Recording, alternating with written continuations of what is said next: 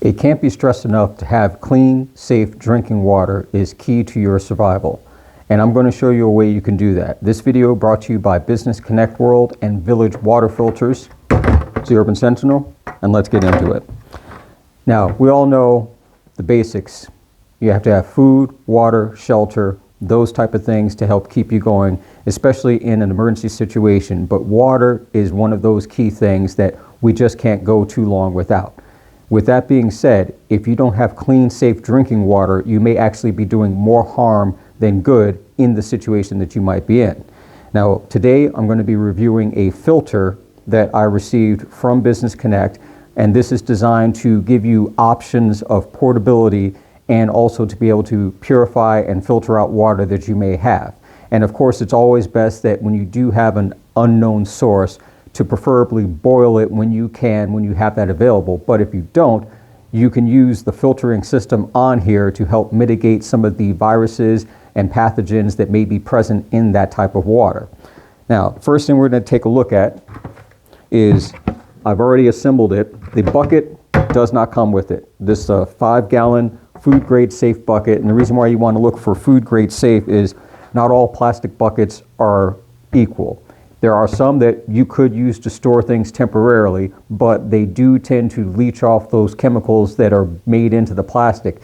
And then the last thing you need is water that you've gotten stored up or water that you need for an emergency. It might be a very little, it might be a lot, but you don't need those extra chemicals getting into your system. So you always look to use a food grade safe bucket when available. Now, I'm going to do a little reverse engineering and take you backwards through the assembly so you can get an idea about, effectively speaking, how it works out. Now, with this food grade bucket here, it also has the bung hole on the top, and one of my plans is to get a second bucket, same exact thing, but I'm going to use a bead of epoxy around the rim to adhere the base of that other bucket. So effectively, once I've drilled a hole through and coming through the opening here, I will have a 5-gallon bucket on top that I can fill, and that will then run into this lower one, so I can effectively store up 10 gallons and then be able to use that through the filter system. Now, first thing is the entire kit came inside this plastic bag, and I'm going to show you the instructions, which are pretty much a visual aid, easy to follow situation. So you have the primary filter, washers, and then the nipple attachments, the feeder tube, and the clamp tube, which is to cut off the water flow. Effectively, it's the spigot control so you don't lose any water.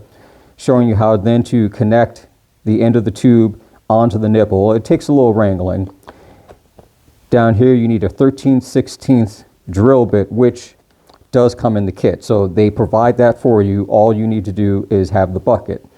Showing you the assembly of the spigot with the threaded end going into the hole that you've just made. And quick suggestion, when you do drill the hole, a little bit of sandpaper just to scrub down around the outer edge, get rid of the rough spots, pull off any small debris, wipe it out so it's not sitting in there.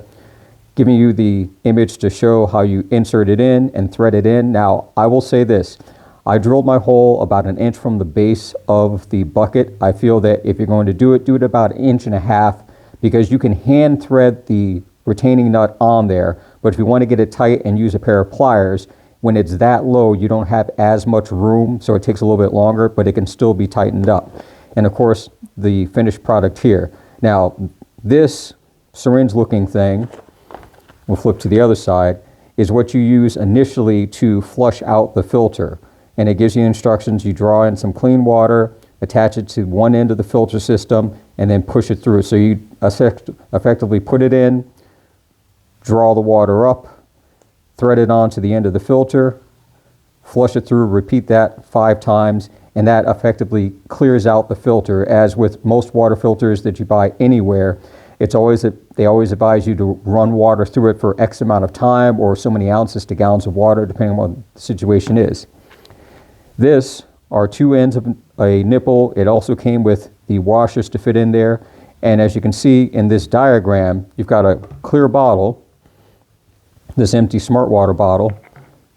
Then I can take it, I can thread it on, and then you'd attach the other end to the filter as well. So this way, If you were trying to store water up, maybe you were by a stream or a pond or something and you had an empty bottle, you'd fill it up, thread one end on, and then you'd have the filter threaded onto the other end and it would filter the water that way.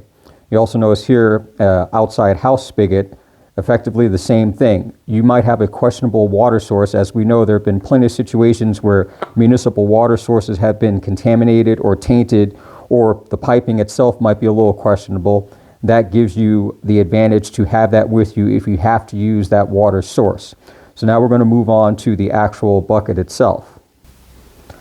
So the 5-gallon bucket, as you can see, it's got the rubberized sealant lid, so it gets a strong seal, effectively watertight, airtight, and that's something that you want on your bucket primarily because if it gets tipped over, less of a chance of you losing whatever water you have in the situation. And I might even suggest, if you have the material available, when you do get a bucket like this, if you could get nylon or some type of membrane sheeting, place it over it, and then secure the lid on top. If you're filling through the top part and you're using, let's say, pond water, stream water, whatever, there's going to be large chunks of debris that will help screen and filter those heavier items out before they get down and start accumulating in the bottom and potentially clog up the inside of the bucket and the filter line. Now, when you look down inside, in here, that's the retaining nut. It's just the open end of the spigot going through. They provide a washer ring here so it gets a tight seal on this end, which then comes over and there's a second washer to make the seal here. The feeder hose, and this is the cutoff clamp. You look in there, pinch point, that's all it is, nice and simple. And then when you want to have water flow, open it back up, water flows through.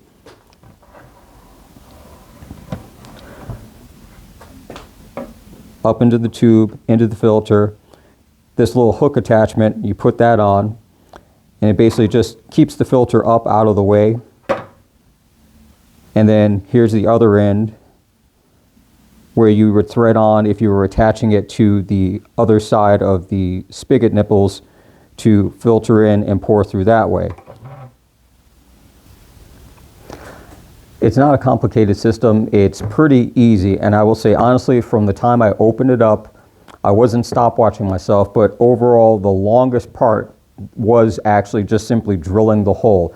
Everything else for the assembly, following the instructions, it went together pretty quickly, and overall you wouldn't spend more than maybe 12 minutes from start to finish if you've got everything already set up, ready to go, the bucket, your drill for the drill bit and everything included. And you're good to go. 5-gallon water system right there, just like that. And like I said, my personal plans is I'm going to, make a second bucket and attachment that way, so I have 10 gallons available. And this is something that's more or less on a standby. We have not had a situation where we need to presently worry about our water, but if there were a situation to arise, this would be something that if we have to use outside sources or if we still have to use the city water, but it is what it is, this will give us an advantage to be able to at least have some modicum of security. And again, if you have the capability to boil your water first, that's always a key thing to do. Boil it, let it cool, and then put it in through the filter system, because there's not going to be any harm, any foul in pre-treating and making sure that the water has been taken care of as far as bacteria, viruses by boiling and then still filtering it through. This is something that if you end up getting bad water, you get a bug or something, it can at the minimum just cause you to have a bad day, or at worst you may end up being completely debilitated and may end up dying, because again, we can only go so many days without actual proper hydration. Coffee, as much as I love it, and soda is great, but that's not proper hydration, and that by itself will cause more problems, especially if we're in a grid down situation where things aren't operating the way they should. You want to be able to at least have a consistent source of safe water to keep you going, keep family and friends going. You got to think about your pets if you have any, and that's something that you need to look at. And for what it's worth, it's a good investment to have. And at the very minimum, You get it, you put it off to the side someplace, you throw in a couple of containers that you can use to transport water if you needed to, and you're all set to go. So that's it for this one. I'll see you guys in the next one.